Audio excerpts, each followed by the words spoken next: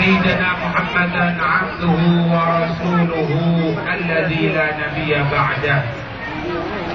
اللهم صل وسلم على سيدنا محمد سابقا برحمة الله عدد ما في علم الله صلاة وسلاما دائمين بدوام ملك الله وعلى آله وصحبه ومن والاه.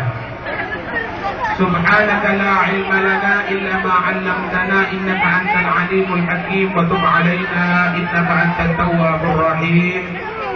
رب اشرح لي صدري ويسر لي أمري واحلل عقدة من لساني يفقه قولي. أما بعد. السلام عليكم ورحمة الله وبركاته. Waalaikumsalam warahmatullahi wabarakatuh. Yang saya hormati para hadirin, hadirat sekalian, juga majelis Darus Syafa'ah yang kesemuanya semoga mendapatkan syafaatnya Allah Subhanahu wa taala. Allah Subhanahu wa taala melalui wasilah perantara junjungan kita Nabi besar Muhammad sallallahu alaihi wasallam. Hadirin hadirat yang dirahmati oleh Allah, begitu besarnya dari kedudukan Nabi Muhammad. Nabi Muhammad begitu besarnya kedudukan. Dalam riwayat Imam Ahmad dalam kitab Al-Mustadrak dikatakan bahwasannya apabila seseorang itu bermunajat kepada Allah, berdoa, bisa doa kepada Allah, bagaimanapun hebatnya doa kita, bagaimanapun khusyuknya kita, tetapi apabila doa tersebut tidak didahului dengan sholawat, tidak ditutup dengan sholawat, maka ketika itu ad-du'a'u mu'allakun bis sama, doa tersebut hanya gantung di langit. Ini makna kiasan. Artinya apa? Allah tidak terima, Allah tidak akan mengistijabahi, Allah tidak akan mengabulkan doa kita. Kenapa? Karena kita, kalau anak kecil jangan rame. Awakmu kan gende toh. Jangan rame. Tidak rame, hutan mana. Saya tidak lama kalau ceramahnya. Ya. Saya paling tidak senang kalau ceramah rame. Rame, rokokan, saya nggak senang. Duduk tok. Anak kecil tolong diatur, jangan ada yang rame. Alasannya karena kita ini tidak sholawat kepada Nabi Muhammad. Alasannya karena kita kurang ajar kepada Nabi Muhammad. Kenapa saya katakan kurang ajar? Karena kita tidak bisa doa, hadirin. Kita ini tidak bisa sholat. Kita tidak mengenal Islam. Kita tidak mengenal urusan-urusan agama kecuali Nabi Muhammad. Makanya setiap urusan syariat Allah membarengkan atas yang namanya pengucapan kepada Allah, pengucapan kepada Nabi Muhammad berupa sholawat. Kalau tidak ada seperti itu, tidak bisa diterima oleh Allah Subhanahu Wa Taala. Nah, Anda berikan contoh sekarang.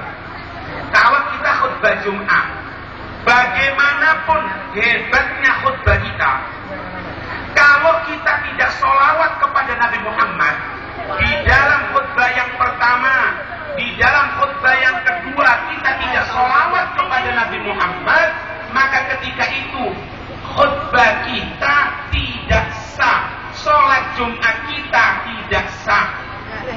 Orang mengucapkan syahadat, pengakuan bahwasanya asyhadu an la ilaha illallah, berhenti di sana. Saya lanjutkan, wa asyhadu anna Muhammadar Rasulullah. Ditolak. Seperti siapa? Yahudi. Orang Yahudi itu percaya kepada Allah, meskipun Allahnya mereka sendiri. Cuma tanya, Tuhannya siapa? Allah. Orang Nasoro, orang Kristen, tanya, Tuhan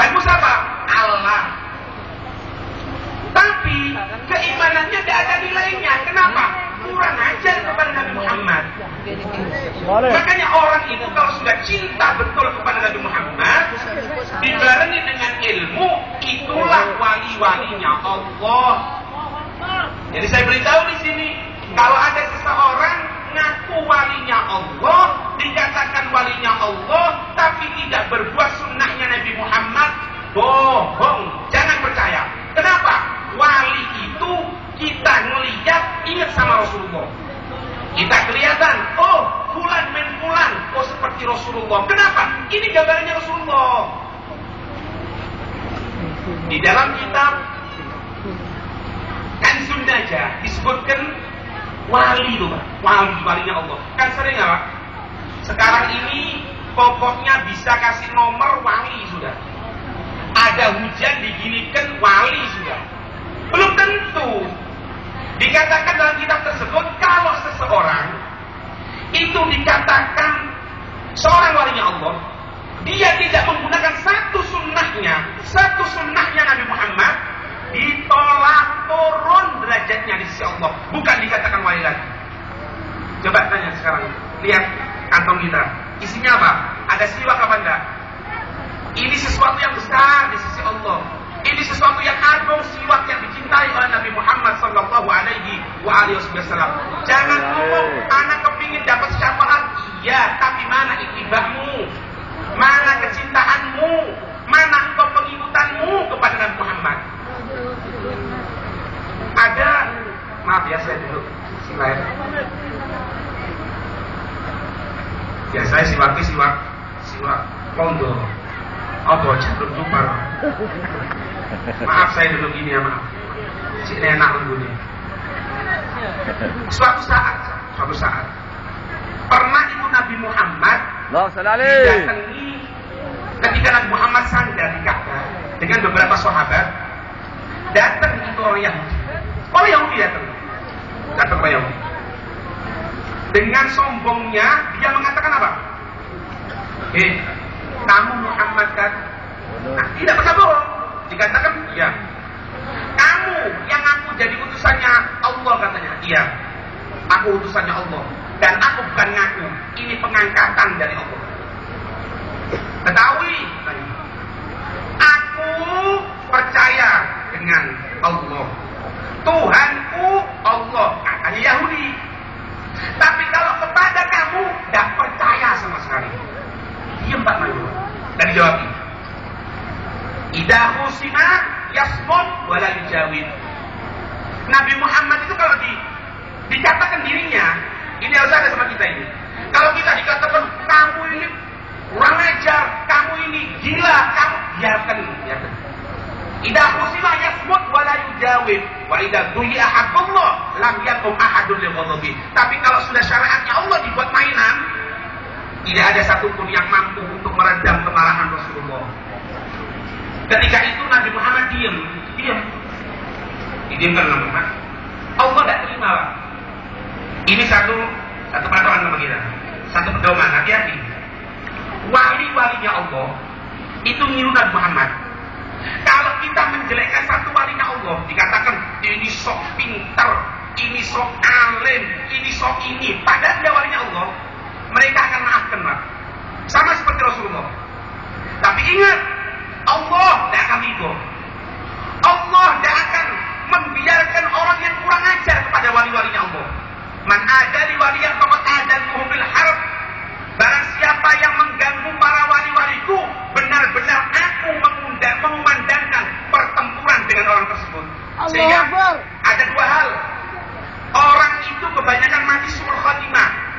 Apa itu?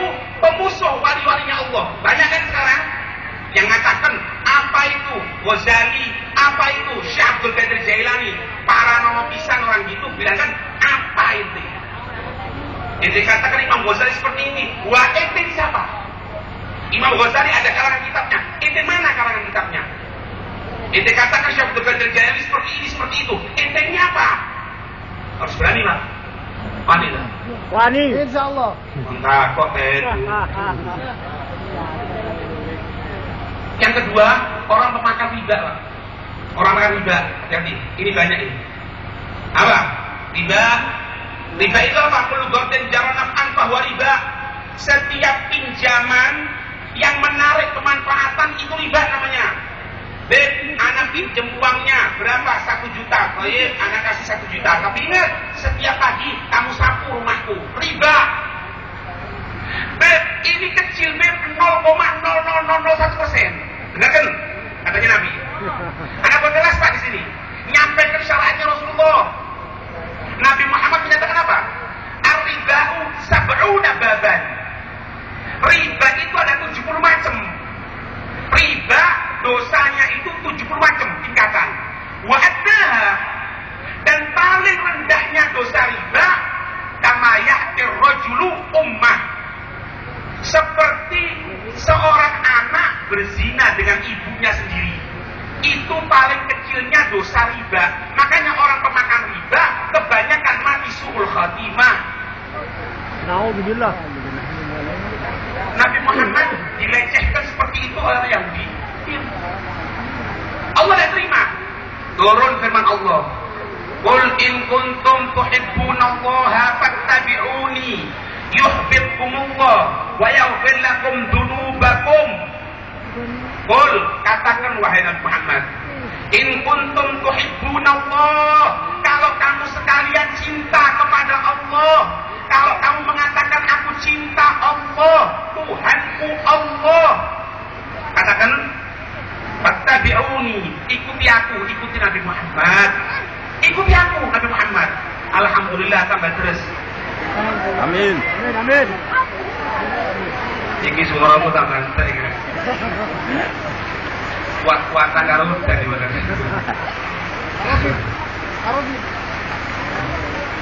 Mikir di bandron tidak itu lah.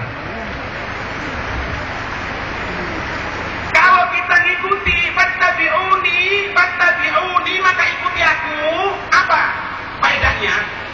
Yuhibbukumullah, niscaya Allah akan cinta kepada kamu. Allah akan senang kepada kamu.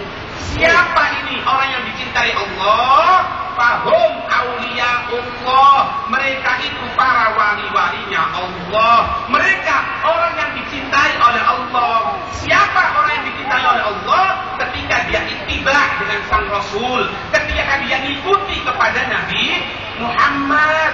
Wa yaghfir lakum dzunubakum, Allah akan maafkan dosa-dosa kamu. Maaf Pak, kalau dulu kita main judi, kalau dulu kita minum khamr, kalau dulu kita berbuat kemaksiatan, kalau kita bertobat, mengikuti syariat Rasulullah, cinta kepada Rasulullah, dihapus oleh Allah, menjadilah orang pilihannya Allah. Amin. Amin. Amin. Ngertos? Iki yang Jawi apa dulu? Jawi. Campur. Jawi, Pak. Nah aku seneng pidatonya kasaran Pak. Pidato kasaran lu enak ya. Beb, sirah beb aku takon, mosok ono sih bekasnya wong maksiat gak diwali? Ada. Banyak tumpuan Pak. Kalau anda sebutkan Sayyidina Umar, Bapak sudah sering kenal itu. Sayyidina Umar nomor 2 paling afdol dari 124.000 sahabat. Kenapa? Cinta sama Rasulullah. Tahu sampean? Anaknya siapa? Sayyidina Umar itu dibunuh Pak, disabet dengan pedang, itu kena perutnya. Maaf, itu isi perut beliau keluar Pak. Kalau bahasanya kita ini ususnya keluar, dipegang. Kemudian beliau katakan apa? Anakku Abdullah bin Umar, ambilkan di meja tadi itu ada susu. Ambilkan. Kenapa? Bingung. Jangan bingung. Ambilkan susu katanya. Selama megang perutnya ini. Ambilkan. Dipegang dengan tangan kirinya, susunya dipegang dengan tangan kanannya, diminum. Bapak perutnya robek, minum susu ya keluar. Sayyidina Abu Bakar Umar bingung anaknya. Loh, Abah, kenapa kamu kok seperti itu? Tidak ada faedahnya, Abah. Kamu ini perutnya robek sekarang. Kalau engkau beri minuman susu keluar percuma. Sayyidina Umar mengatakan apa? Dengarkan ini. Nah, sebelum aku disabet perutku ini, aku akan meminum susu. Nah, dan susu ini merupakan minuman kecintaan Rasulullah. Jangan sampai gara-gara cuma perutku sobek seperti ini, aku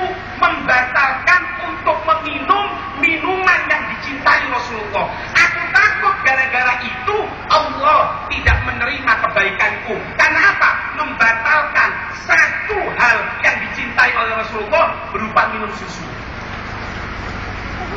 Tadi nomor 2, 124.000 sahabat paling afdol. Sudah Pak, jangan berhayal sudah. Aku Beb kepingin jadi walinya Allah Beb, tapi sholawat tidak pernah. Ittiba dengan Nabi tidak pernah. Dah ono Pak ceritanya Pak, bohong semuanya, jangan percaya. Sayyidina Fudail bin Iyad itu seorang tokoh sufi Pak. Seorang tokoh sufi, dulunya maaf, preman Pak.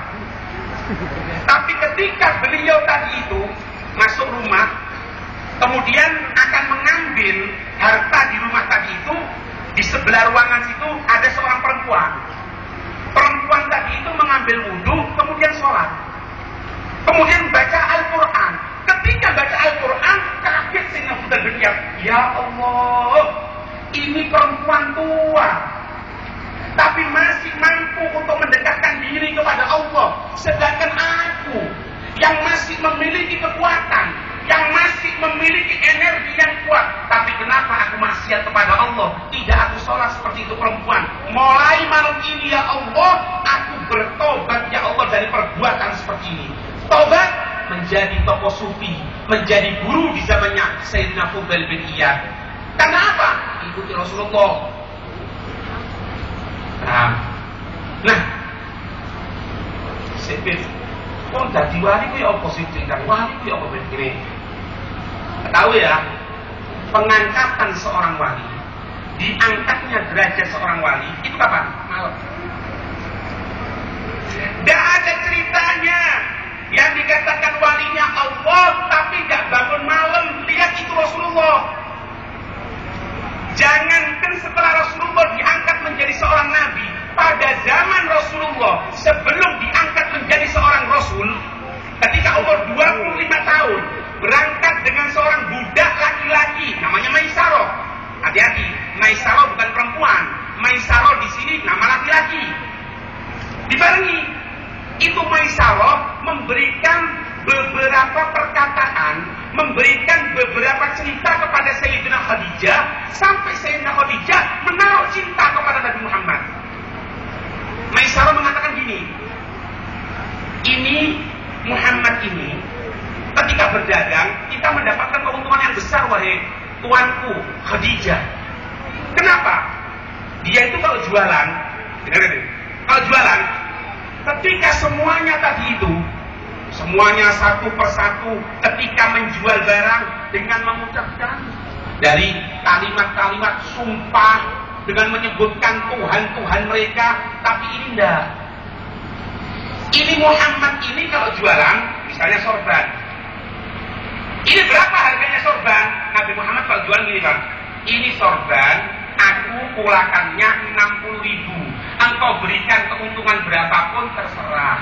Kalau enggak pun 60.000 terserah. Ono sing wani wong Bandung tutul koyo ngono. Ada. Oh, bukan enggak bangkrut. Jangan katakan bangkrut, enggak bangkrut. Kenapa? Karena Rasulullah seperti ini. Kalau memang tidak diajarkan Rasulullah bangkrut sebentar lagi. Tapi anak yakin, seyakin-yakinnya, kalau kita mengikuti seperti ini, karena untuk mengikuti Rasulullah, tidak akan bangkrut di dunia walaupun akhirat. Dan tidak berjalan itu Rasulullah di dalam panas, kecuali itu dinaungi oleh awan. Tidak duduk di satu tempat yang di situ ada pepohonan, kecuali pepohonan tadi itu langsung merundukkan, memberikan payung kepada Nabi Muhammad Sallallahu Alaihi Wasallam. Salah satu sifatnya Rasulullah yang disebutkan Maisarah, kalau malam hari ketika kami ini kafilah, rombongan dagang ini tengah tidur semuanya, aku lihat itu Muhammad tidak tidur, cuman dia duduk merenung, terkadang melihat ke langit. Apa? Tafakur. Karena waktu itu belum ada sholat, masih agung, Nabi Muhammad belum diangkat. Setelah Nabi Muhammad diangkat menjadi seorang wali, diangkat menjadi seorang rasul, apa yang terjadi? Nabi Muhammad itu Pak, kalau sholat saking nikmatnya. Maaf ya, ini perbedaan kita dengan Nabi Muhammad. Kalau kita ini kadang-kadang ditegur karena kurang ibadah, tapi kalau Nabi Muhammad ditegur kebanyakan ibadah. Nabi Muhammad ditegur kebanyakan ibadah. Tahu asbabun nuzul dari surat Toha? Itu kenapa? Nabi Muhammad kalau sholat begitu nikmatnya, itu sampai kaki kanan diangkat, baca terus, diangkat dari kiri, terus seperti itu. Siti Aisyah menceritakan, aku lihat Rasulullah ini pertama kali malam, aku lihat ya Rasul tidak tidur, tidak wahai Aisyah kamu tidur saja. Aku tertidur, tengah malam aku bangun, aku kelihatan Rasulullah masih berdiri. Aku tertidur lagi.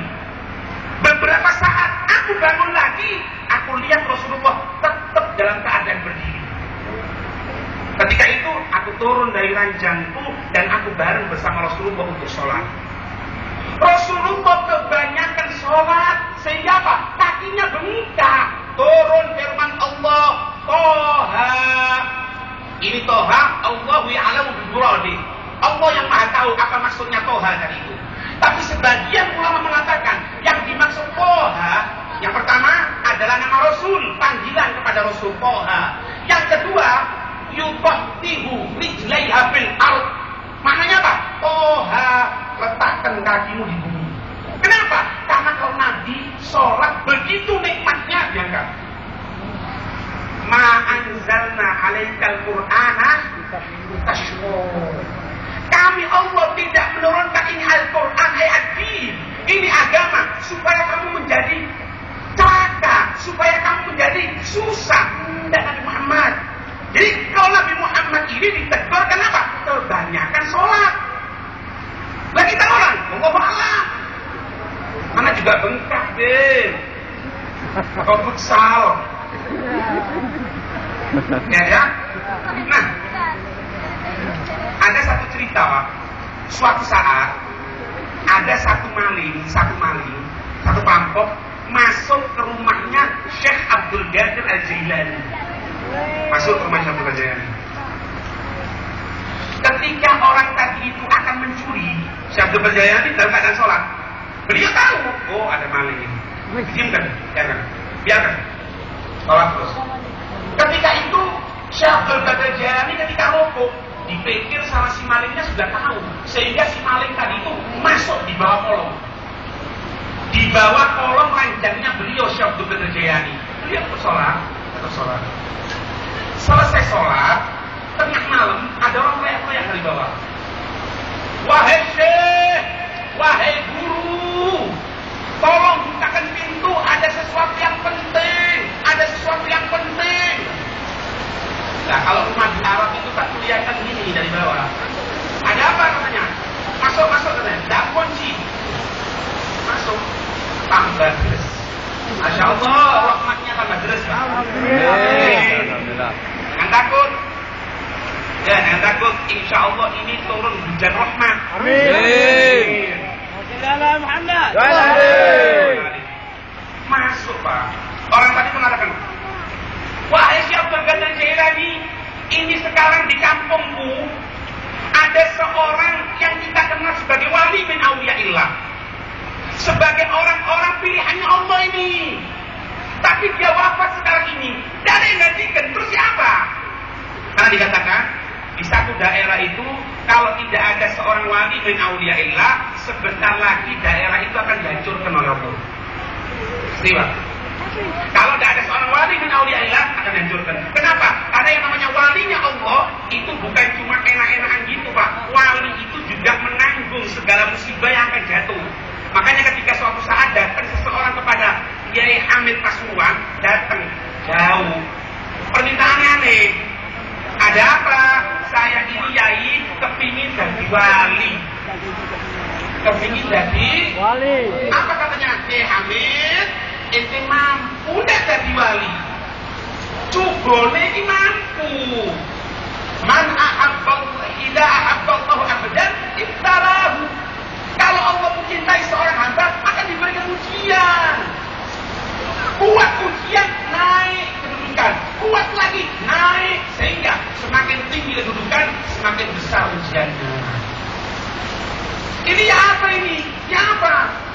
Syekh Abdul Qadir Jailani ketika itu duduk di atas ranjangnya sambil katakan apa?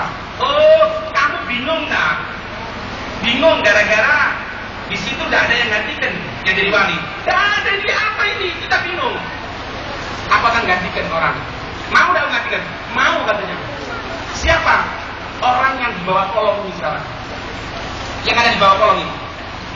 Yang di bawah kolong keluar katanya. Pak, takutan Pak. Langsung diberikan ilbas. Ilbas itu apa? Ya seperti imamah gitu. Langsung berangkat kamu ke sana. Sekarang engkau menjadi pemimpin di daerah sana, insya Allah barokah. Ini para ulama mengatakan, dia yang masuk dalam keadaan jelek, masuk tujuan untuk mencuri. Ketika itu masuk ke rumahnya Syekh Abdul Qadir Jailani. Di situ rahmatnya penuh. Meskipun tujuannya jelek, tapi masuk kedapatan rahmat, keluar jadi wali min auliyaillah. Berkat apa? Ketika itu Syekh Abdul Qadir Jailani dalam keadaan sholat munajat tengah malam. Ngerti? Jadi jarane wali min auliyaillah subuh jam 6. Wali opo iki wali murid. Wali ini pertama kali sudah bangun ibadah sama Allah, nangis munajat kepada Allah, ya Allah, ya Allah. Kalian tahu nggak kejadian 10 November? Itu 10 November, agak masuk dalam akal Pak. Ini sengaja kadang-kadang gini ditutup Pak. Kadang-kadang ditutup cerita seperti ini. Itu kejadian 10 November, seperti yang diketahui dalam sejarah. Surabaya didatangi oleh tentara Belanda dan juga tentara gonceng kepada tentara Inggris. Inggris taruh londo Pak. Bawa apa? Senjata mesin. Ketika itu Bung Tomo datang kepada Kiai Haji Hasyim Asy'ari. Datang. Ngomong. Kiai, ini sekarang kita diberikan ultimatum. Kalau tanggal 10 November kita tidak mengibarkan bendera putih sebagai bentuk untuk menyerah kepada Belanda dan Inggris, maka kita akan dihabisi. Kemerdekaan kita ini akan dicabut sebentar lagi nih. Apa yang kau laksanakan?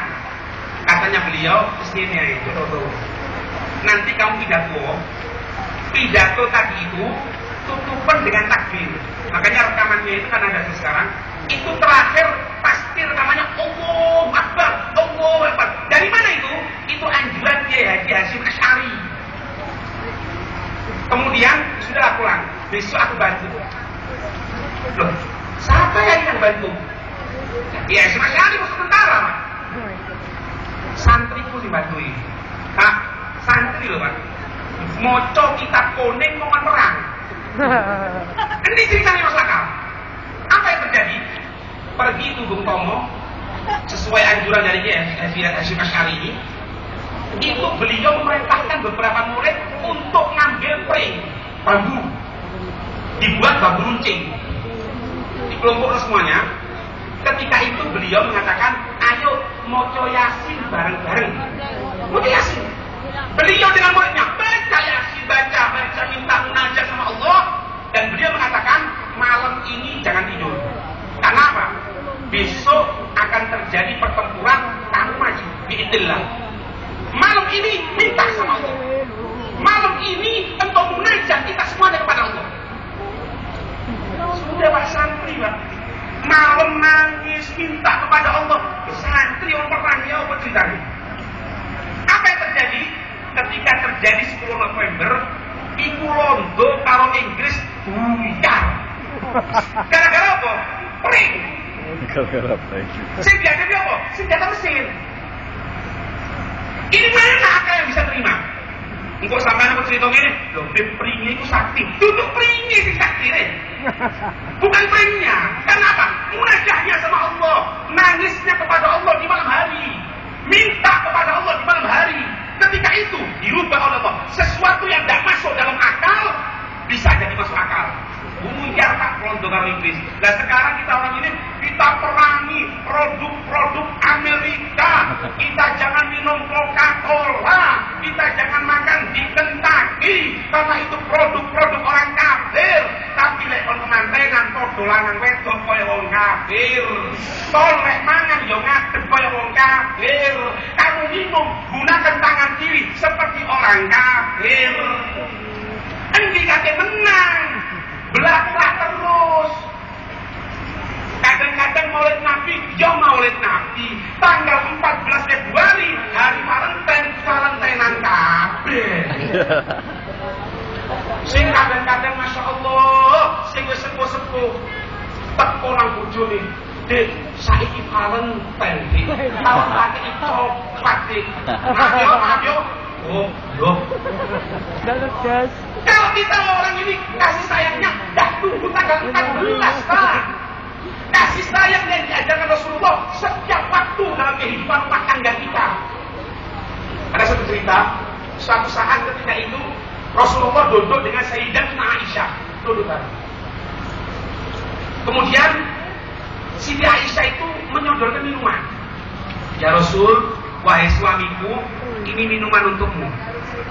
Katanya Rasulullah, Aisyah, kau minum dulu saja. Loh, jangan ya Rasul, lihat jari umat dulu tanggolang ya. Jangan ya Rasul, sungkan, kau tidak akan minum dulu. Diminum oleh Siti Aisyah, karena perintah Rasulullah diminum. Setelah diminum, diambil cangkir itu Rasulullah. Rasulullah meminum di bekas mulutnya, bibirnya Sayyidatuna Aisyah. Aisyah, ini bekas bibirmu ya, minum di situ. Romantis. Itu kayak saiki, lesi anyar romantis. Yo, pas kawin kepreset, ya Allah dik, kepreset. Anak loro kepreset dak delok tamatane. Jadi yang diatur Rasulullah kasih sayang dan nunggu Valentine Pak setiap waktu. Sampai dikatakan Rasulullah itu Pak, Rasulullah ya pemimpin dunia akhirat Pak. Sampai dikatakan dalam riwayat hadis itu Rasulullah itu kadang-kadang kejar-kejaran Pak dengan Sayyidatuna Aisyah. Untuk apa? Untuk nyenangkan hatinya. Bukan bengis.